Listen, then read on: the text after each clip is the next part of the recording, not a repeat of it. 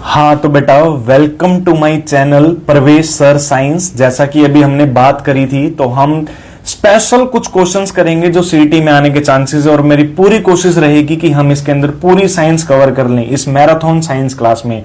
तो आपको करना क्या है, आपको पहले क्वेश्चन रीड करना है और आपके पास कुछ समय का टाइम होगा और कुछ समय के टाइम में आपको ऑप्शंस देख के उनके आंसर देने और बाद में मैं सही ऑप्शन बताऊंगा और एक ही क्वेश्चन के भाई बहन हम खोजेंगे ताकि उनके आसपास के क्वेश्चंस आ सकें पेपर में और आपकी प्रैक्टिस हो पाए। तो हम स्टार्ट करते हैं। Welcome to my YouTube channel.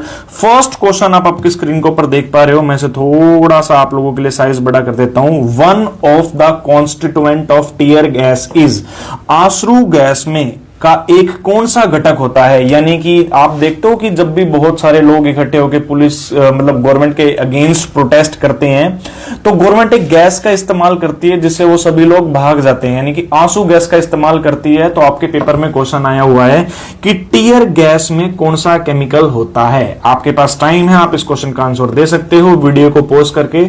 और इसका आंसर अगर आप मुझसे पूछ रहे हो तो इसका आंसर आएगा बेटा chloropicrin. Chloropicrin is also a constituent of tear gas. अगर मैं बात करता हूं क्लोरोपिक्रीन की तो इसका फॉर्मूला होता है CCl3NO2। ये हमारे क्लोरोपिक्रीन का फॉर्मूला होता है। अब जैसा कि मैंने आपको बोला था कि हम एक ही क्वेश्चन के भाई बहन भी करेंगे, तो टीयर गैस के साथ साथ बेटा एक और गैस होती है जिसको हम बोलते हैं लाफिंग गैस, यानी जिसको सूंघकर हंसी आती है। लाफिंग गैस, जैसे इस गैस से आंसू आते हैं ऐसे एक और गैस होती है जिसको देख के आप स्माइल करते हो। तो लाफिंग गैस का फॉर्मूला होता है नाइट्रस ऑक्साइड। क्या होता है बेटा? नाइट्रस ऑक्साइड फॉर्मूला होता है N2O। तो बेटा अगर पेपर में नाइट्रस ऑक्साइड पूछा है तो नाइट्रस ऑक्साइड को बोलते हैं लाफिंग गैस, और अगर क्लोरोपिक्रीन पूछा है तो क्लोरोपिक्रीन को बोलते हैं टीयर गैस। बहुत बढ़िया। चलो तो बढ़ते हैं, moving back to our next question. Next question है what is the chemical name of vinegar. सिरका का असली नाम क्या है। आप विनेगर हम सभी जानते हैं, विनेगर यानी कि सिरका। सिरके में कौन सा केमिकल होता है। आपके पास टाइम है, आप इस क्वेश्चन का जवाब दे सकते हो वीडियो पॉज करके। तो अगर मैं इसका जवाब दूं तो बेटा क्या, विनेगर। देखो विनेगर का फॉर्मूला होता है CH3COOH, और अगर मैं इसका IUPAC नेम लिख रहा हूं क्योंकि इसमें दो कार्बन है तो नाम होगा इथ, सिंगल बॉन्ड है एन, और COOH यानी कि कार्बोक्सिलिक एसिड, और कार्बोक्सिलिक एसिड के लिए इस्तेमाल करते हैं ओइक एसिड। तो विनेगर के अंदर होता है इथेनोइक एसिड, और इथेनोइक एसिड का ही कॉमन नेम होता है एसिटिक एसिड, जो कि हमारे सिरके में प्रेजेंट होता है। तो बेटा इसका राइट आंसर आएगा बी यानी कि एसिटिक एसिड। अब मैं इसके साथ साथ अगर आपको कुछ बातें बताऊं तो लेमन यानी कि नींबू, ऑरेंज, आंवला, बेटा जितने भी खट्टे फल होते हैं, मौसमी, इन सभी में होता है सिट्रिक एसिड। कौन सा एसिड होता है बेटा? Citric acid. दही में कौन सा एसिड होता है? दही में होता है हमारा लैक्टिक एसिड। दही में होता है हमारा लैक्टिक एसिड। एप्पल की यदि बात करता हूं तो एप्पल में होता है मैलिक एसिड। पेपर में पूछा जाता है टमाटर यानी कि टमाटो, याद रखना टमाटो में होता है ऑक्सैलिक एसिड। टमाटर में, पालक में और हमारे अमरूद में होता है ऑक्सैलिक एसिड। यही कारण होता है कि बोलते हैं कि पथरी के टाइम टमाटर या फिर पालक नहीं खाना चाहिए क्योंकि इसमें ऑक्सैलिक एसिड होता है, और पथरी का फॉर्मूला होता है कैल्शियम ऑक्सैलेट। तो अगर हम ये चीजें खाएंगे तो हमारी बॉडी में कैल्शियम है और ऑक्सैलिक एसिड हम यहां से ले रहे हैं, तो कैल्शियम ऑक्सैलेट यानी हमारी पथरी बढ़ जाएगी। और अगर मैं बात करता हूं आपसे इमली में, तो बेटा इमली यानी कि टैमरिन में होता है हमारा टार्टरिक एसिड। इमली में होता है टार्टरिक एसिड। ये सारे बेटा वो क्वेश्चंस हैं जो पेपर में पूछे जाते हैं। एक लास्ट की और मैं प्रैक्टिस करवा देता हूं। बी स्टिंग, बेटा मधुमक्खी के डंक में कौन सा एसिड होता है। मधुमक्खी या फिर चींटी के डंक में, आंट स्टिंग, इनमें होता है बेटा फॉर्मिक एसिड। और फॉर्मिक एसिड का ही दूसरा नाम होता है मिथेनोइक एसिड। फॉर्मिक एसिड का ही दूसरा नाम होता है मिथेनोइक एसिड। तो इसी तरीके से आपको पढ़ना है। हम दो क्वेश्चंस कर चुके हैं और दो क्वेश्चंस में भी हमने बहुत सारे क्वेश्चन बना लिए हैं। Moving to our next question, बहुत ध्यान से देखना बेटा। थर्ड क्वेश्चन आपकी स्क्रीन के ऊपर ये रहा। The bats can fly in dark because of. चमगादड़ जो होती है वो अंधेरे में भी उड़ पाती हैं, इनका कारण क्या है उड़ने का। चमगादड़ का अंधेरे में उड़ने का रीजन क्या है? क्या वो सभी ऑब्जेक्ट को अंधेरे में देख सकती है? नहीं, ये तो कोई रीजन नहीं बना। क्या बेटा दे हैव वीक लेग्स, कमजोर टांगे होने का उड़ने से कोई लेना देना नहीं है, तो ये भी आंसर सही नहीं है बेटा। They generate flashes of light, क्या वो बेटा लाइट के फ्लैशेस मारती हैं? नहीं, ये आंसर भी बिल्कुल सही नहीं है। तो दे जनरेट अल्ट्रासोनिक वेव, जी हां बेटा, चमगादड़ अंधेरे में भी देख पाती हैं या फिर वो अपना शिकार कर पाती हैं, बिकॉज वो कौन सी तरंगों का इस्तेमाल करती हैं? अल्ट्रासोनिक वेव्स का। और इस सिद्धांत को यानी कि इस प्रिंसिपल को बोलते हैं सोनार। क्या बोलते हैं बेटा? सोनार, SONAR। सोनार की फुल फॉर्म अगर आप मुझसे पूछो तो सोनार की फुल फॉर्म होती है बेटा sound navigation and ranging. Sound navigation and ranging, ये इसकी फुल फॉर्म होती है। और इसी से ही बेटा समुद्र की गहराई मापते हैं। समुद्र की गहराई मापने का सिद्धांत क्या है? तो भी क्या निशान लगाओगे बेटा? सोनार। और समुद्र की गहराई मापने का अगर आप यंत्र पूछ रहे हो कि कौन सा यंत्र समुद्र की गहराई मापता है, तो आंसर आएगा फैदोमीटर। क्या आंसर आएगा बेटा? फैदोमीटर। तो सोनार वही सिद्धांत है जिससे हम समुद्र की गहराई मापते हैं या फिर जिसका इस्तेमाल चमगादड़ करती हैं अपने शिकार को पकड़ने के लिए। ऑलराइट, और ये बात हमेशा याद रखना कि सोनार में कौन सी वेव का इस्तेमाल किया जाता है? सोनार में इस्तेमाल किया जाता है अल्ट्रासोनिक वेव्स का। तो ये थे हमारे 3 क्वेश्चंस। बढ़ते हैं अगले क्वेश्चन की तरफ। अगला क्वेश्चन आपकी स्क्रीन के ऊपर ये रहा। मैं इसे थोड़ा सा साइज में बड़ा कर देता हूं ताकि आप आराम से इसे पढ़ पाओ। Curie point is the temperature at which, Curie point कौन सा टेम्परेचर होता है? बताइए, क्यूरी पॉइंट कौन सा टेम्परेचर होता है? आपके पास टाइम है, आप वीडियो को पॉज करके सोच सकते हैं। हालांकि ज्यादा सा सोचने का टाइम मत लेना क्योंकि पेपर बहुत पास आ रखा है। तो क्यूरी पॉइंट को ही मैं बोल सकता हूं बेटा क्यूरी टेम्परेचर।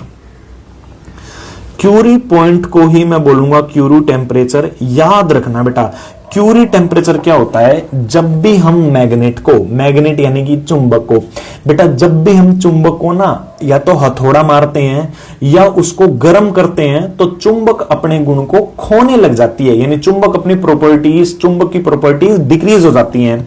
मैं उसको और गर्म करूंगा और कम, और गर्म करूंगा और कम, लेकिन एक टाइम ऐसा आएगा कि गर्म करने पर चुंबक अपनी प्रॉपर्टी को पूरा खो देती है। तो वो minimum temperature, the minimum temperature at which magnet lost all of its property, यानी कि कोई भी चुंबक वह न्यूनतम तापमान पर अपने सारे गुण को खो देती है, उसी तापमान को बोलते हैं क्यूरी टेम्परेचर। तो आंसर आएगा बेटा B, a magnet loses all of its property. बहुत बढ़िया बेटा, जिनके अभी तक सारे आंसर सही हैं बहुत अच्छी बात है, और जिनके सही नहीं हैं उन्हें घबराने की कोई जरूरत नहीं है क्योंकि परवेश सर आपके साथ हैं आपको सिखाने के लिए। हम एक ही क्वेश्चन के बहुत सारे क्वेश्चंस बना रहे हैं, आपके साइंस के सारे कंसेप्ट आज इन्हीं क्वेश्चंस के अंदर कवर हो जाएंगे। तो आपको बस बने रहना है हमारे साथ। इस दौरान अगर आपने वीडियो को लाइक नहीं करा तो आप वीडियो को लाइक कीजिए, चैनल को सब्सक्राइब कीजिए, शेयर कीजिए बेटा अपने ज्यादा से ज्यादा अपने दोस्तों को, अपने भाई बहनों को। जो भी बच्चा सीईटी या किसी अन्य सरकारी नौकरी की तैयारी कर रहा है तो आप ये क्वेश्चंस उनके पास जरूर भेजें, इस वीडियो को जरूर शेयर करें। बढ़ते हैं अगले क्वेश्चन की तरफ। अगला क्वेश्चन आपकी स्क्रीन के ऊपर, नॉइज इज मेजर्ड इन, बेटा शोर को किसमें मापते हैं? शोर को किसमें मापते हैं बताइए? शोर को किसमें मापते हैं? एक सेकंड रुकिए, एक सेकंड।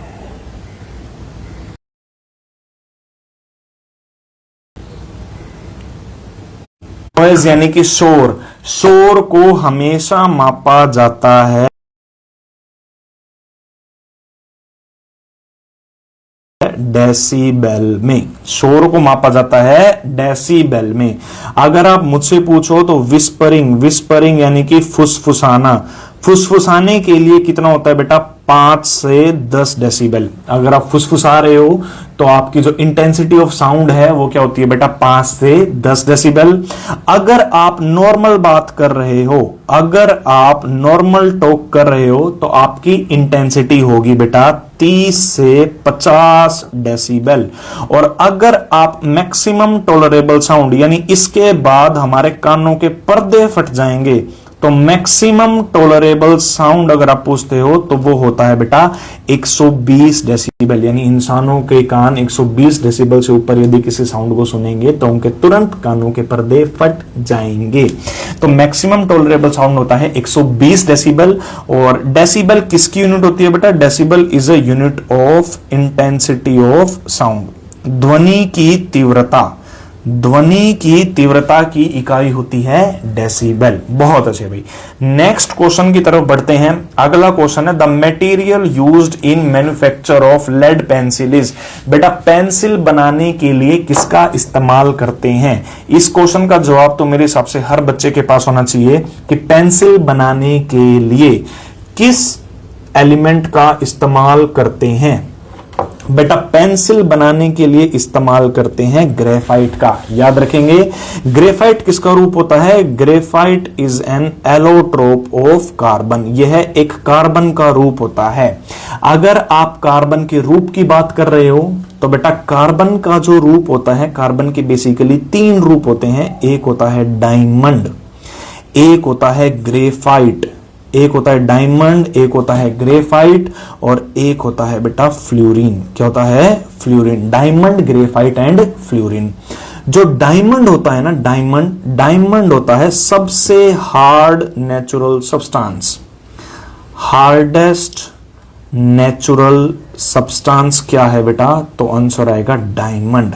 ग्रेफाइट के बारे में खास बात अगर मैं करूं तो graphite is the only non metal, यह अकेला नॉन मेटल है विच कंडक्ट इलेक्ट्रिसिटी। जिसमें से क्या पास होती है बेटा? जिसमें से पास होती है बिजली। Only non metal which conduct electricity, तो आंसर क्या आएगा? ग्रेफाइट। और अगर मैं बात करता हूं फ्लोरीन की, फ्लोरीन टोटल 60 कार्बन से बना होता है और इसका स्ट्रक्चर होता है बेटा फुटबॉल जैसा। फुटबॉल लाइक स्ट्रक्चर कार्बन के कौन से एलोट्रोप का होता है? तो आपको निशान लगाना है बेटा फ्लोरीन के ऊपर। और जो ग्रेफाइट होता है वो होता है सॉफ्ट एंड स्लिपरी, और ग्रेफाइट का इस्तेमाल हम करते हैं बेटा पेंसिल बनाने में। क्लियर है? तो इसका आंसर आएगा ग्रेफाइट।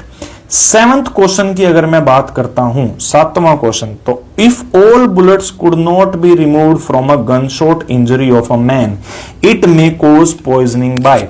अगर बुलेट को हम gun shot injury of man यानी कि आदमी के अंदर से ना निकालें तो आदमी की डेथ हो जाती है। बिकॉज ऑफ व्हाट रीजन बता सकते हो?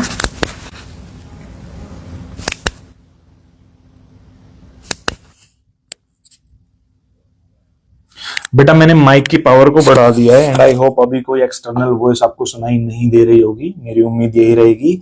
अगर if all bullets could not be removed from gun shot injury of man that it may cause poisoning by. बेटा बंदूक की गोली में होता है लेड, और लेड की पॉइजनिंग से इंसान की क्या चली जाती है? जान चली जाती है। याद रखोगे? चलो तो बढ़ते हैं अगले क्वेश्चन की तरफ। 8th क्वेश्चन जो हमारा है, रिंगवॉर्म दाद एक किस प्रकार का रोग होता है? बेटा कोई भी बीमारी के 4 कारण हो सकते हैं, या तो वायरस या बैक्टीरिया या प्रोटोजोआ या फंगस। तो बता सकते हो रिंगवॉर्म यानी कि एक दाद किस प्रकार की बीमारी होती है? बेटा ये एक्चुअली ज्यादातर ये बारिश के मौसम में हो जाता है। हमारी जांघों पे, हमारी कमर पे, हाथ पे दाद से हो जाते हैं गोल गोल से, रिंगवॉर्म्स जिन्हें बोलते हैं। तो रिंगवॉर्म कैसी बीमारी होती है? तो आंसर आएगा बेटा रिंगवॉर्म होती है फंगल बीमारी। कैसी बीमारी बेटा? फंगल। फंगल यानी कि कवकीय रोग। अगर मैं फंगल की बात करूं तो याद रखना बेटा dandruff is also a fungal infection, है ना। रिंगवॉर्म हो गया, या फिर अगर मैं बोलता हूं एथलीट फुट, बेटा एथलीट फुट भी एक बीमारी होती है, वो भी फंगल इन्फेक्शन होती है। और अगर मैं बात करता हूं मशरूम की, बेटा हम सब मशरूम की सब्जी खाते हैं, बड़े प्यार से खाते हैं, हमें बड़ी अच्छी लगती है। मशरूम भी एक प्रकार की क्या होती है? फंगस होती है। वायरल की अगर मैं बात करता हूं बेटा, वायरल का एग्जांपल है कोल्ड हो गया, जुखाम, एड्स हो गया। एड्स भी एक वायरस की वजह से होता है। कोरोना भी एक प्रकार का वायरस था। स्मॉल पॉक्स भी एक प्रकार का वायरस है। चिकन पॉक्स भी एक प्रकार का कैसी बीमारी है बेटा? वायरस बीमारी। और मोस्ट इंपोर्टेंट रेबीज, कुत्ते के काटने से क्या होता है? रेबीज। रेबीज भी एक प्रकार का कैसा इंफेक्शन है बेटा? Viral infection. अगर मैं बात करता हूं प्रोटोजोआ की, प्रोटोजोआ का सबसे बेस्ट एग्जांपल है बेटा मलेरिया। मलेरिया एक कैसा इंफेक्शन है? Malaria is a protozoal infection. और अगर मैं बात करता हूं बैक्टीरिया की बेटा, बैक्टीरिया से बेसिकली ये क्वेश्चन आता है टाइफाइड। टाइफाइड कैसी बीमारी है? बैक्टीरियल। कोलेरा बेटा जिसको हम हिज्जा बोलते हैं, कैसी बीमारी है? बैक्टीरियल। गोनोरिया ये एक प्रकार का एसटीडी है बेटा, नाइसेरिया गोनोरिया, ये भी एक बैक्टीरियल बीमारी है। याद रखना ये बैक्टीरियल बीमारी है, प्रोटोजोअल, वायरल और फंगल। मैंने कुछ एग्जांपल्स आपके दे दिए हैं, आप इसका स्क्रीनशॉट ले सकते हो। तो बेटा 8th क्वेश्चन का आंसर रहेगा ringworm is a fungal infection. ज्यादातर जो स्किन के इंफेक्शन होते हैं वो फंगस की वजह से होते हैं। Moving to our next question, अगला क्वेश्चन आपकी स्क्रीन के ऊपर ये रहा, saliva help in the digestion of, यानी कि लार किसको पचाती है? बेटा सबसे पहली बात तो लार कहां होती है? हमारे मुंह में। सलाइवा यानी कि लार कहां होती है? हमारे मुंह में। और इसमें जो पाचन रस होता है, सलाइवा में जो एंजाइम होता है बेटा पचाने का, उसका नाम होता है अमाइलेज। क्या होता है बेटा? अमाइलेज। और अमाइलेज किसको पचाता है? अमाइलेज पचाता है कार्बोहाइड्रेट्स को। शायद आप आंसर समझ भी गए होंगे। कार्बोहाइड्रेट्स का ही दूसरा नाम क्या है बेटा? स्टार्च। और स्टार्च का ही तीसरा नाम क्या है? ग्लूकोज। तो जैसे हम खाना मुंह में डालते हैं तो सबसे पहले क्या पचता है? कार्बोहाइड्रेट। और कार्बोहाइड्रेट का मतलब ही क्या होता है बेटा? स्टार्च। तो इसका आंसर आएगा स्टार्च। यानी सलाइवा किसका पाचन करती है? सलाइवा पाचन करती है हमारे स्टार्च का पाचन करती है। क्लियर? चलो बढ़ते हैं हमारे 10th क्वेश्चन की तरफ। बेटा बहुत थोड़ा सा मैं फास्ट चल रहा हूं बिकॉज ऑफ द रीजन हमें जल्दी से जल्दी सारे के सारे क्वेश्चंस कवर करने हैं। और क्योंकि सीटी बहुत पास आ गया है तो मैं सच में नहीं चाहता कि आप लोगों का टाइम वेस्ट हो या किसी भी प्रकार से मैं आपको 15 सेकंड क्वेश्चन करने के लिए दूं। आप अपनी वीडियो को रोक के आप ये क्वेश्चंस कर सकते हो, मैं इससे ज्यादा टाइम नहीं दे पाऊंगा बिकॉज ऑफ द रीजन मैं चाहता हूं कि आपकी जल्दी से जल्दी साइंस के टॉपिक कवर हो जाए ताकि आप और सब्जेक्ट को भी पढ़ पाओ। तो अगले क्वेश्चन की तरफ बढ़ते हैं बेटा। 10वां क्वेश्चन आपकी स्क्रीन के ऊपर ये रहा, the longest bone in the human body is, शरीर के अंदर सबसे बड़ी हड्डी कौन सी होती है? आप इस क्वेश्चन को जरूर कीजिएगा और मैं इस क्वेश्चन के साथ साथ 7 या 8 और क्वेश्चंस बनाऊंगा जो कि पेपर में बहुत पूछे जाते हैं। इस क्वेश्चन को बहुत ध्यान से देखिएगा बेटा। The longest bone in the human body is, बेटा मैं आपको हिंट देता हूं, वो हमारी थाई यानी कि जांग वाली हड्डी होती है जिसको लॉन्गेस्ट बोन बोलते हैं। और शायद अब आपको अब तक उसका नाम पता भी लग गया होगा बेटा, उसका नाम होता है फीमर। सबसे बड़ी हड्डी कौन सी होती है? फीमर। अब इसी के साथ साथ मैं आपके 5-6 क्वेश्चंस की और प्रैक्टिस करवा रहा हूं इसी में जो हड्डियों के चैप्टर से पूछा जाता है। तो बताओ मेरे को स्मॉलेस्ट बोन कौन सी होती है? सबसे छोटी हड्डी। आप कमेंट में आंसर कर सकते हो, इतने में आप कुछ क्वेश्चंस लिख रहा हूं तो आप कमेंट में आंसर कर सकते हो। Smallest bone. फिर उसके बाद आता है बेटा नी बोन यानी कि घुटनों वाली हड्डी। हम जहां घड़ी बांधते हैं उसको बोलते हैं रिस्ट बोन, कलाई वाली हड्डी। इनके ऑफिशियल नेम क्या होते हैं मैं भी थोड़ी देर में लिखूंगा, इतने अगर आपको पता है तो आप कमेंट कर सकते हो बेटा। Wrist bone. फिर उसके बाद आती है चिक, जिसको हम गाल बोलते हैं, हमारे हरियाणा में इसे गलूरे बोलते हैं। तो चिक बोन पेपर में पूछा जाता है बेटा, चिक बोन किसे बोलते हैं? इसका आंसर दो मुझे। फिर उसके बाद बताओ मेरे को ब्यूटी बोन किसे बोलते हैं? ब्यूटी बोन का ही दूसरा नाम होता है कॉलर बोन। बता सकते हो आप मुझे कि किसे बोलते हैं?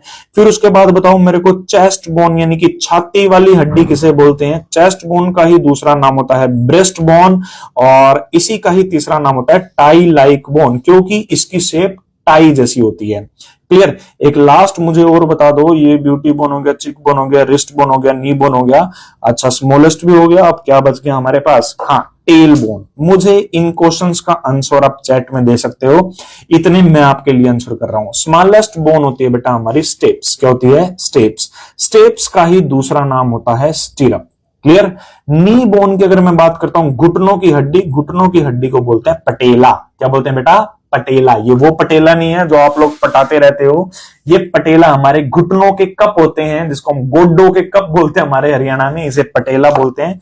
रिस्ट यानी कि कलाई, जहां पे अभी आप लोग आने वाले समय पे राखी बंधवाओगे अपनी अपनी बहनों से, हो सकता है कोई क्रश, किसी की क्रश हो, वो उसे भाई बोल दे तो राखी वाखी बंधवानी पड़ेगी या घड़ी बंधवानी पड़ेगी, तो घड़ी हम कलाई की हड्डियों पे बंधवाते हैं और कलाई की हड्डियों को बोलते हैं बेटा कार्पल। कलाई की हड्डी को बोलते हैं कार्पल। चिक बोन की अगर मैं बात करता हूं, गलूरों की हड्डी जिसको आप छोटे छोटे बच्चों के चिक पे किस करते हो तो उसको बोलते हैं जाइगोमेटिक बोन। ब्यूटी बोन होती है बेटा हमारी क्लेविकल, ब्यूटी बोन होती है क्लेविकल। चेस्ट बोन होती है हमारी स्टर्नम, छाती वाली हड्डी को हम बोलते हैं स्टर्नम। और टेल बोन जो हमारी होती है, टेल बोन होती है बेटा कोकिक्स, जिसी का ही दूसरा नाम होता है कोक्सीजियल। आई होप आपको यहां तक सारी बात क्लियर हो गई होगी। बढ़ते हैं अगले, आप इसका स्क्रीनशॉट ले सकते हो, बहुत इंपॉर्टेंट पेज है ये। बढ़ते हैं अगले क्वेश्चन की तरफ। अगला क्वेश्चन आपकी स्क्रीन के ऊपर ये रहा, iodoform is used as an. बेटा आयोडोफॉर्म का फॉर्मूला होता है CH3। आयोडोफॉर्म किसकी तरह इस्तेमाल होता है? एंटीपायरेटिक। अगर मैं बात करता हूं एंटीपायरेटिक, एंटीपायरेटिक वो दवाइयां होती हैं बेटा जो बुखार कम करती हैं। कोई भी दवाई जिसको लेने से बुखार कम होता है उसे बोलते हैं एंटीपायरेटिक। और एंटीपायरेटिक का सबसे बेस्ट एग्जांपल होता है, बच्चा जानता है बुखार में क्या दिया जाता है? बुखार में दिया जाता है पैरासीटामोल। बेटा एनाल्जेसिक वो होती हैं जिसको हम नॉर्मल लैंग्वेज में पेन किलर बोलते हैं, यानी जो भी दवाई दर्द कम करती है उसको हम पेन किलर बोलते हैं। और एनाल्जेसिक का सबसे बेस्ट एग्जांपल है बेटा डाइक्लोफिनेक। डाइक्लोफिनेक एक प्रकार की पेन किलर होती है जिसको आप खाते हो। सरकार इसको लाल दवाई भी बोलते हैं। लाल दवाई में भी अगर आप चेक करोगे तो आपको डाइक्लोफिनेक मिलेगा, रिलीफ का, फिनेक प्लस, इन सभी में डाइक्लोफिनेक साल्ट होता है। एंटीसेप्टिक हम सब जानते हैं जो बहु सूक्ष्मरोधी यानी कि जो कीटाणुओं को, वायरस बैक्टीरिया को मारती है। एनास्थेटिक होती है बेटा जो बेहोशी की दवाई, जिसको हम बेहोशी की दवाई बोलते हैं। एग्जाम्पल बेटा क्लोरोफॉर्म। एग्जाम्पल क्या है? क्लोरोफॉर्म, बेहोशी की दवाई। बेटा आयोडोफॉर्म एक प्रकार का होता है एंटीसेप्टिक। क्या होता है? एंटीसेप्टिक। बेटा ये वाउंड ड्रेसिंग यानी कि घाव को भरने के काम आता है, तो वो क्या होता है बेटा? एंटीसेप्टिक। जैसे कि जिसे आप डेटोल बोलते हो, जानते हो डेटोल? तो बेटा डेटोल जो है वो एक प्रकार का एंटीसेप्टिक होता है। Moving to our next question. अगला क्वेश्चन आपकी स्क्रीन के ऊपर ये रहा बेटा, who invented vaccination for small pox. Small pox की वैक्सीन किसने बनाई थी? मैं आपको, जो बच्चा मुझे जानता है अच्छे से, जिसने कभी मेरी क्लास ले रखी है, तो मैं हमेशा एक बात बोलता हूं बेटा, फर्स्ट वैक्सीन किसकी बनी थी? स्मॉल पॉक्स की। और मैं हमेशा आप लोगों को एक कहानी सुनाता हूं स्मॉल पॉक्स की। याद करो स्मॉल पॉक्स का इलाज, और ये मैंने थोड़ा हिंट दे दिया आपको। अगर आपके माइंड में स्विच कर रहा है तो आप कमेंट करके इसका आंसर दे सकते हो। बेटा स्मॉल पॉक्स है हमारी फर्स्ट वैक्सीन। फर्स्ट वैक्सीन इस दुनिया में किसकी बनी थी? स्मॉल पॉक्स की बनी थी। स्मॉल पॉक्स का इलाज किसमें देखा गया था बेटा? स्मॉल पॉक्स का इलाज देखा गया था काउ पॉक्स में। किसमें देखा गया था? यानी लोगों ने स्मॉल पॉक्स से बचने के लिए अपने आप को क्या करवाया था? काउ पॉक्स करवाया था। स्मॉल पॉक्स कैसी बीमारी है बेटा? स्मॉल पॉक्स एक प्रकार की वायरल बीमारी है, मैंने अभी पीछे बताया भी था। और इसके वायरस का नाम होता है बेटा, इसके वायरस का नाम होता है वेरियोला वायरस। स्मॉल पॉक्स की वैक्सीन बनाने वाले इंसान का नाम होता है एडवर्ड जेनर। क्या होता है बेटा? Edward Jenner. और एडवर्ड जेनर ने क्योंकि सबसे पहली वैक्सीन बनाई, तो एडवर्ड जेनर को बोलते हैं बेटा father of immunization. Father of immunization या फादर ऑफ वैक्सीन किसे बोलते हैं? तो आंसर क्या हमारा? Edward Jenner. ये वही बीमारी है जो इस पूरी दुनिया में अब खत्म हो चुकी है। 1977 में बेटा 1977 में WHO ने डिक्लेयर कर दिया कि वायरस इस दुनिया से ही क्या हो गया है? खत्म। तो अगर आपके पेपर में क्वेश्चन आ जाए कि कौन सी बीमारी इस दुनिया से ही खत्म हो चुकी है, तो आंसर आएगा हमारा स्मॉल पॉक्स। बेटा अगर मैं बात करता हूं अलेक्जेंडर फ्लेमिंग की, तो अलेक्जेंडर फ्लेमिंग ने बनाई थी, इसका तो आंसर 12वें क्वेश्चन का आंसर है सी। लेकिन अलेक्जेंडर फ्लेमिंग ने बनाई थी बेटा सबसे पहली एंटीबायोटिक। पेपर में पूछ लिया जाए अगर सबसे पहली एंटीबायोटिक, बेटा जो बुखार होता है तो हम एंटीबायोटिक खाते हैं, तो फर्स्ट एंटीबायोटिक किसके द्वारा बनाई गई थी? सर अलेक्जेंडर फ्लेमिंग के द्वारा। और कौन सी बीमारी और ये किसकी बनी थी? पेनिसिलियम न्यूटेटम। वो एक प्रकार की फंगस होती है, लेकिन आपको इतना डीप नहीं जाना है क्योंकि ये सीईटी का एग्जाम है।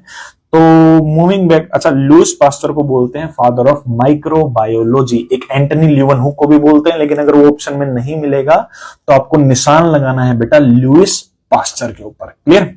अगले क्वेश्चन की तरफ बढ़ते हैं। अगला क्वेश्चन है the pH of a human blood is. मेरा हर एक बच्चा, मेरा पढ़ाया हुआ हर एक बच्चा ये क्वेश्चन जानता है कि the pH of a human blood is. Human blood की पीएच कितनी होती है बेटा? 7.4। अब क्योंकि 7.47 से बड़ा है तो हम सबको ये बात बताई जाती है कि 7 से छोटे वाले एसिड यानी कि 7 से छोटे वाले अम्ल और 7 से बड़े वाले बेस, बेस यानी कि क्षार। तो खून की पीएच का नेचर कैसा होता है बेटा? इसका नेचर होता है बेसिक नेचर।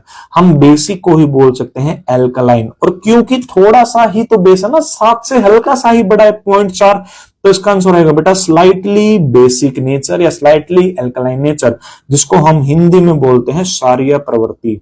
खून की प्रवृत्ति कैसी होती है? क्षारीय है। और पीएच वैल्यू कितनी होती है? 7.4। याद रखना हमेशा बात। और study of blood is known as, बेटा ब्लड की स्टडी को क्या बोलते हैं? Study of blood is known as, तो आंसर आएगा हिमेटोलॉजी।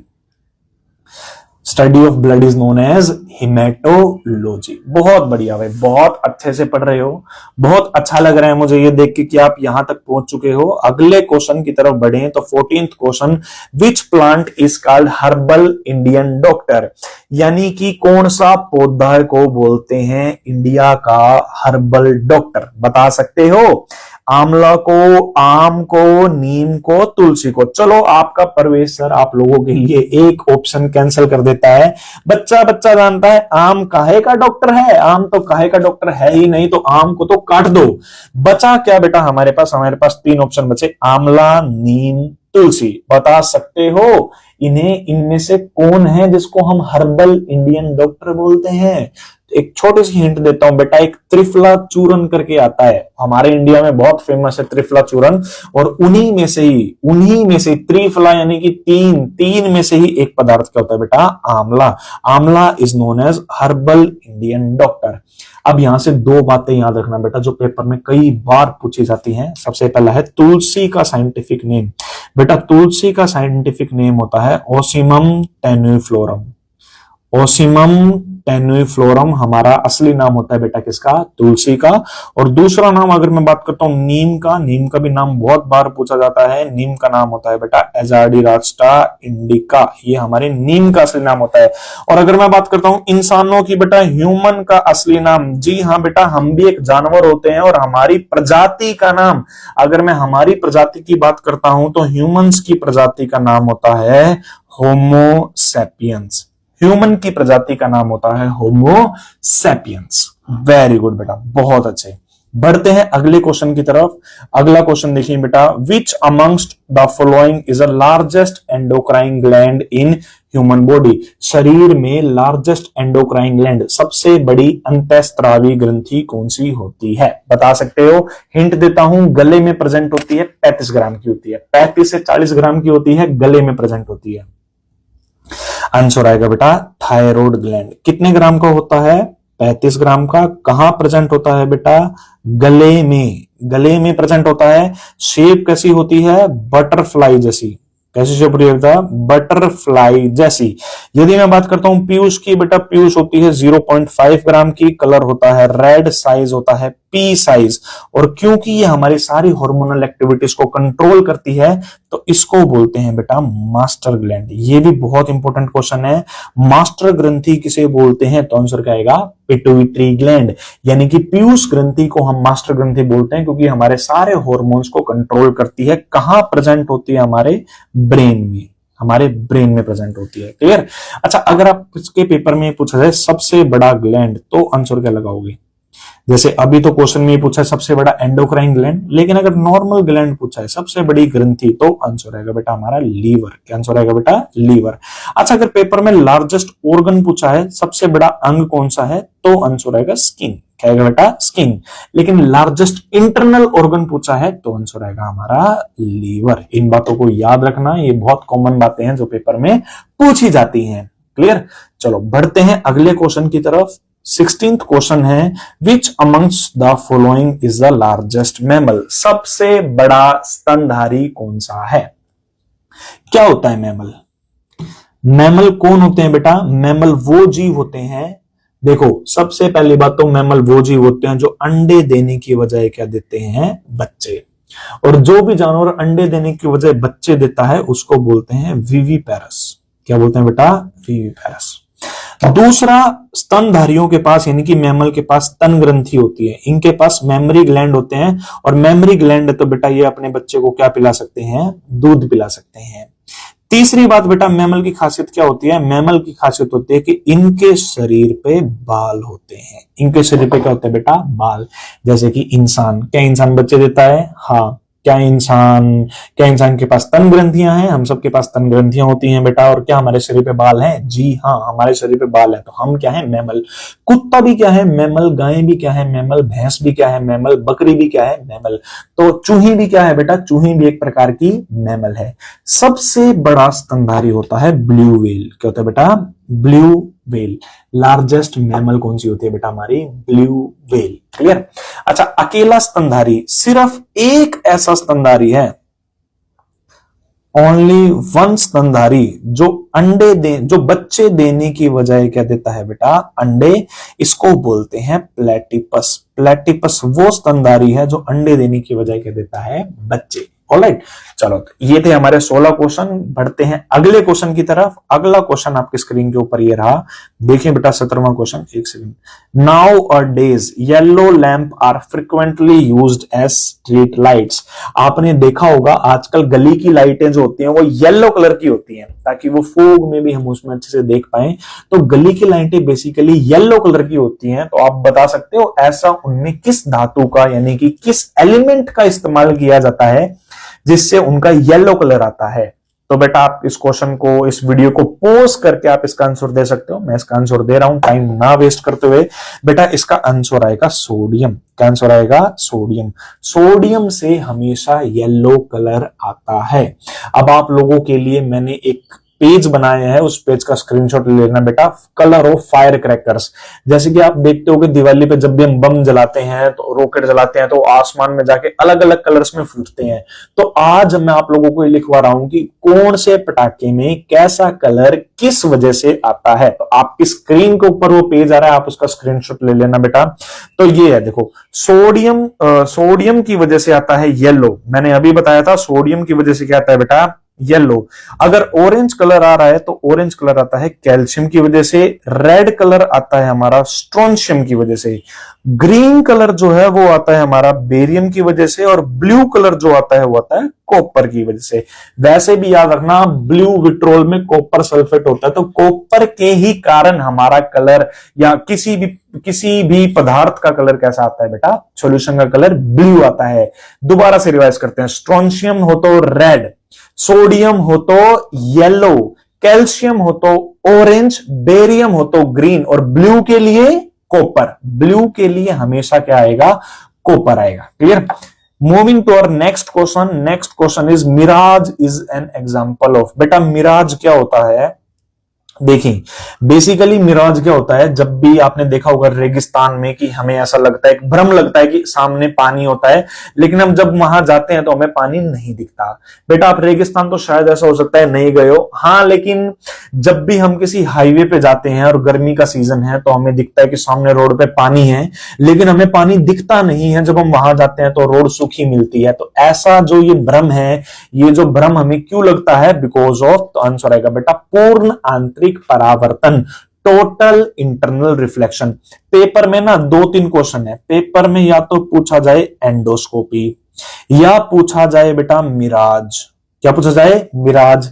या पेपर में पूछा जाए हमारा ऑप्टिकल फाइबर, या पेपर में पूछा जाए हीरा क्यों चमकता है, वाई डायमंड साइन।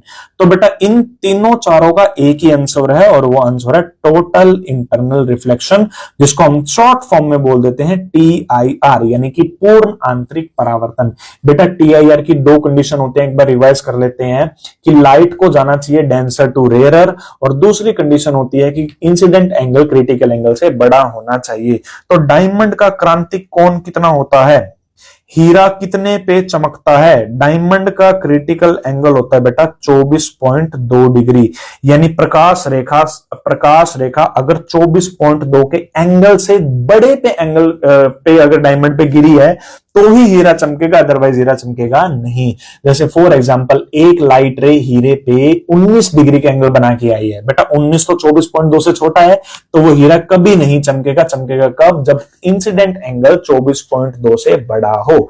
तो 24.2 हीरे का क्या होता है बेटा? Critical angle. ये बात हमेशा याद रखना। बढ़ते हैं अगले क्वेश्चन की तरफ। 19th क्वेश्चन बेटा, आसमान का रंग ब्लू क्यों होता है? आसमान का रंग ब्लू क्यों होता है? ये क्वेश्चन पता नहीं पेपर में कितनी बार रिपीट होता है, और इसका मैंने 50 बार बता रखा है आपको कि इसका आंसर आपको एक ही देना है, वो है बेटा scattering of light. Scattering of light याद रखना। ब्लू कलर की एनर्जी ज्यादा, ब्लू कलर की एनर्जी क्या होती है बेटा? सबसे ज्यादा। एनर्जी ज्यादा तो वेवलेंथ कम, एनर्जी ज्यादा तो वेवलेंथ कम, वेवलेंथ कम तो फ्रीक्वेंसी क्या होती है बेटा? ज्यादा। फ्रीक्वेंसी ज्यादा तो स्कैटरिंग भी क्या होगी? ज्यादा। स्कैटरिंग का मतलब आप फैलने से ले सकते हो, तो सबसे ज्यादा कौन सा रंग फैलता है? ब्लू। और रेड की अगर मैं बात करता हूं तो रेड के बारे में ठीक इसका उल्टा होता है बेटा, रेड की एनर्जी सबसे कम। बेटा क्योंकि रेड की एनर्जी सबसे कम होती है तो वेवलेंथ होती है सबसे ज्यादा, और रेड की वेवलेंथ ज्यादा। लेंथ यानी कि लंबाई, यानी कि दूरी। तो कौन रंग ज्यादा दूर तक जाता है? रेड। इसी वजह से बेटा खतरों के निशान यानी कि डेंजर सिग्नल्स कैसे कलर के होते हैं? रेड कलर के होते हैं। रेड कलर की वेवलेंथ ज्यादा तो फ्रीक्वेंसी क्या होती है बेटा? कम, और फ्रीक्वेंसी कम तो स्कैटरिंग भी क्या होगी? कम। तो रेड कलर फैलता नहीं है, और क्योंकि रेड कलर फैलता नहीं है तो रेड कलर दूर से दिखता है। यही कारण है बेटा सनराइज और सनसेट यानी सूर्योदय और सूर्यास्त के समय सूर्य हमें कैसे कलर का दिखता है? रेड कलर का दिखता है। ये बात याद रखना। बढ़ते हैं अगले क्वेश्चन की तरफ बेटा। 20वां क्वेश्चन आपकी स्क्रीन के ऊपर ये रहा, the element which is used for vulcanization of रबड़। रबड़ की वल्कनाइजेशन के लिए किसका इस्तेमाल किया जाता है? ये एक बहुत जर्नल क्वेश्चन है और इसके बारे में कोई समझाने वाली बात नहीं है। बेसिकली बेटा जो रो रबड़ होता है इसका हम इस्तेमाल नहीं कर सकते, हमें उसके साथ थोड़ी सी छेड़छाड़ करनी पड़ती है। तो रबड़ का इस्तेमाल करने के लिए हमने रबड़ में कुछ मिलाना पड़ता है। तो रबड़ में क्या मिलाते हैं? तो आंसर आएगा बेटा सल्फर। वल्कनाइजेशन ऑफ रबड़ में किसका इस्तेमाल करते हैं? सल्फर का करते हैं। और आजकल एक और ट्रेंड में क्वेश्चन आया हुआ है, उस क्वेश्चन को याद रखना बेटा। सिलिकॉन का इस्तेमाल करते हैं enlargement of boobs, enlargement of breast. बेटा जो भी लड़कियां, ज्यादातर क्या होता है आजकल एक ट्रेंड चला हुआ है कि लड़कियां जब भी एक्टिंग या फिल्मों में जाती हैं तो वो अपनी चेस्ट को एक्सपेंड यानी कि उनकी ब्रिस्ट को बड़ा दिखाने के लिए अपने अंदर कुछ चीजें डलवाती हैं, और वो होती है बेटा सिलिकॉन। सिलिकॉन का इस्तेमाल होता है एनलार्जमेंट ऑफ ब्रिस्ट एंड हिप्स के लिए। ये आपके पेपर में क्वेश्चन पूछा जाता है, तो इसी कारण मैंने आप लोगों को बताया है। 21वां क्वेश्चन आपकी स्क्रीन को ऊपर है, the noble gas used for the treatment of cancer is. कौन सी नोबल गैस का इस्तेमाल कैंसर का इलाज करने के लिए किया जाता है? आप बता सकते हो। The noble gas used for the treatment of cancer is. कौन सी नोबल गैस का इस्तेमाल कैंसर को ट्रीट करने के लिए किया जाता है? बेटा noble gas, basically noble gas का ग्रुप नंबर होता है 18। बेटा मैंने यूट्यूब चैनल पे वीडियो भी डाली है, शॉर्ट्स भी डाले, आप देख सकते हो। ग्रुप नंबर होता है 18। इनके ऊपर बेसिकली चार्ज होता है 0, और क्योंकि इनके ऊपर कोई चार्ज नहीं होता तो इन्हें हम अनरिएक्टिव गैस बोलते हैं। बेटा ये कौन सी होती है? मैंने एक ट्रिक बता रखी है, हीलियम। ट्रिक बताता हूं, एक second. Helium, neon, argon, krypton, xenon और रेडोन। अच्छा ट्रिक क्या है? ट्रिक सुन लीजिए यहां बेटा। ट्रिक है हीना, नीना और करीना। करीना जानते हो? करीना कपूर, हम सबकी फेवरेट करीना। हीना, नीना और करीना का एक्स रे रंगीन। क्लियर? अब जो इसमें सबसे नीचे वाली होती है रेडोन, बेटा रेडोन एक रेडियो एक्टिव गैस होती है जो कि कैंसर का इलाज करती है। तो इसका आंसर आएगा रेडोन। बेटा हीलियम होती है सबसे हल्की नोबल गैस। तो सबसे हल्की नोबल गैस कौन सी होती है? हीलियम। और क्योंकि ये सबसे हल्की नोबल गैस होती है तो इसका इस्तेमाल हम कहां करते हैं बेटा? इसका इस्तेमाल करते हैं बैलून्स में। गुब्बारों में कौन सी गैस का इस्तेमाल करते हैं? हीलियम का इस्तेमाल किया जाता है। नियोन का इस्तेमाल किया जाता है नियोन लैंप्स में। आर्गन का इस्तेमाल किया जाता है बेटा बल्ब में। लट्टू में कौन सी गैस होती है? आर्गन होती है।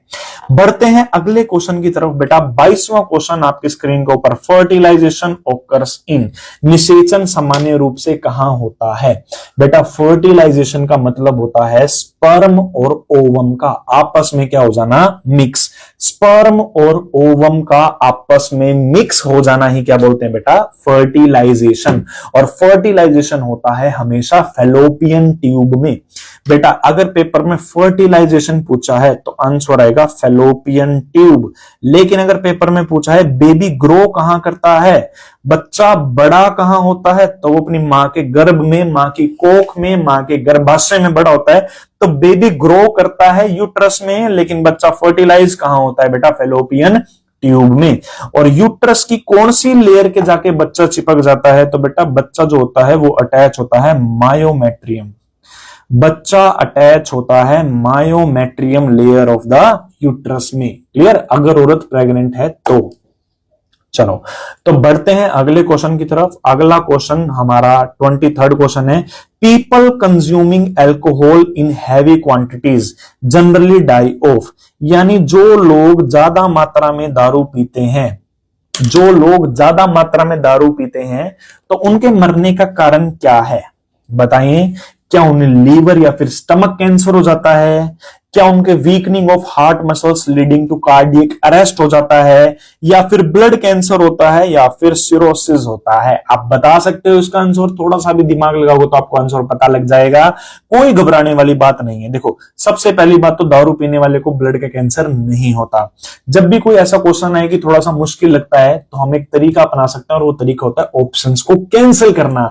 हम वो ऑप्शंस जो कि बिल्कुल भी सही नहीं होते हम उनको कैंसिल कर सकते हैं ताकि हम तुक्का भी मारें तो भी बेटा ठीक होने के चांसेस हमारे बढ़ जाएं। तो सबसे पहली बात तो ब्लड कैंसर हो ही नहीं सकता। जब ब्लड कैंसर नहीं हो सकता तो क्या दारू पीने से दिल की मांसपेशियां कमजोर हो जाती हैं? नहीं बेटा। क्या दारू पीने से हार्ट अटैक आता है? कोई लेना देना नहीं है। तो ये आंसर भी नहीं है बेटा। क्या दारू पीने से लीवर का कैंसर हो जाता है? बेटा लीवर खराब होता है लेकिन लीवर का कैंसर नहीं होता। बेसिकली दारू पीने से ना हमारा लीवर कमजोर हो जाता है। लीवर की धीरे धीरे करके लीवर सेल्स डैमेज होने लग जाती है जिसको बोलते हैं सिरोसिस, लीवर सिरोसिस। तो आंसर आएगा बेटा डी, लीवर सिरोसिस। क्लियर? अच्छा, सारी अल्कोहल में एक कॉमन ग्रुप होता है जिसको बोलते हैं OH ग्रुप। पेपर में पूछा जाता है अल्कोहल में क्या कॉमन ग्रुप होता है? तो आंसर आता है कार्बन की चेन के ऊपर OH। कार्बन की चेन के ऊपर क्या लगा होता है? OH। ऑलराइट, चलो moving to our 24th question. The mass of 10 moles of water is, 10 mole पानी का मास कितना होगा? बता सकते हो 10 मोल पानी का मास कितना होगा? पानी का फॉर्मूला क्या होता है बेटा? पानी का फॉर्मूला होता है H2O। What is the formula of पानी? H2O। तो क्यों ना मैं पानी को ऐसे लिख दूं HHO, यानी कि 2 H और 1 ऑक्सीजन। बेटा हाइड्रोजन का मास होता है 1, दूसरे हाइड्रोजन का मास कितना होता है? 1। ऑक्सीजन का मास, बेटा ऑक्सीजन में 8 प्रोटॉन होते हैं, 8 न्यूट्रॉन होते हैं, तो 8 और 8 16। तो एक ऑक्सीजन का मास होता है बेटा 16। अब 16 और 1 17 और 1 18, तो यानी 1 मोल पानी का वेट कितना होता है बेटा? 18 ग्राम। इन्होंने कितने का पूछा है? 10 मोल का। तो क्या करोगे? हम मल्टीप्लाई करेंगे 18 गुना में 10। बहुत यूपीएससी लेवल का मैंने मुश्किल सा क्वेश्चन पूछ लिया आप लोगों से। आप इसका जवाब दे सकते हो, शायद कैलकुलेटर का इस्तेमाल ना करना पड़े। 18 गुना में 10, आंसर आएगा बेटा 180 ग्राम। तो 10 मोल पानी का वेट कितना होता है? 180 ग्राम। क्लियर? चलो नेक्स्ट क्वेश्चन जो आप देख पा रहे हो आपकी स्क्रीन के ऊपर, next question is if a resistive wire is elongated, यानी कि अगर मैं तार को खींच दूं यानी तार को बड़ा कर दूं तो बताओ रेजिस्टेंस बढ़ेगा या घटेगा? आप इसका जवाब दे सकते हो। कोई भी ज्यादा मुश्किल क्वेश्चन नहीं है, ये बड़ा आसान क्वेश्चन है। आप इसका जवाब दीजिए बेटा। If a resistive wire is elongated, यानी अगर मैं किसी तार का साइज बढ़ा दूं, साइज यानी कि लेंथ बढ़ा दूं, तो बताइए क्या असर पड़ेगा? देखो ये तार पहले 2 मीटर की थी, तो हम गैस करते हैं कि 2 मीटर तार में 3 रेजिस्टेंस थे, तो बताओ 4 मीटर की में कितने होंगे? अगर 2 मीटर की में 3 प्रतिरोध थे तो 4 मीटर की में कितने होंगे? 2 में 3 थे तो 4 में कितने होंगे? उसका डबल 6 होंगे। 1 2 3 4 5 6। तो बेटा आपने देखा तार की लंबाई बढ़ी है तो रेजिस्टेंस भी बढ़ा है। जब एक बढ़ाने से दूसरी चीज बढ़ती है तो हम उसको बोलते हैं डायरेक्टली प्रोपोर्शनल। तो यानी रेजिस्टेंस, रेजिस्टिव वायर की length, resistance is directly proportional to length of wire. तार की लंबाई जितनी ज्यादा रेजिस्टेंस भी उतना ही ज्यादा। तो इन्होंने तार की लंबाई को लंबा किया है तो रेजिस्टेंस भी क्या हो जाएगा बेटा? Increase. Resistance of wire will increase. I hope आपको ये बात समझ में आ गई होगी। तो अभी तो फिलहाल बेटा 25 क्वेश्चन है, ये हमारा पार्ट 1 है मैराथन का। पार्ट 2 मैराथन का जल्दी ही आ रहा है। आप इतने एक बार ये 25 क्वेश्चंस कवर कीजिए और जस्ट अभी मतलब बहुत जल्दी ही पेपर होने से पहले मैं आपको नेक्स्ट 25 क्वेश्चंस के भी मैराथन अपलोड कर दूंगा। अभी की क्लास में इतना ही। बहुत बहुत शुक्रिया आप सभी लोगों हमसे जुड़े रहने के लिए। और जल्दी ही बेटा, जल्दी ज्यादा टाइम नहीं लूंगा, जल्दी हम दूसरे क्वेश्चंस भी बना रहे हैं और पूरी साइंस को हम कोशिश करेंगे कि इन्हीं क्वेश्चंस में कवर कर दें। Bye bye, see you.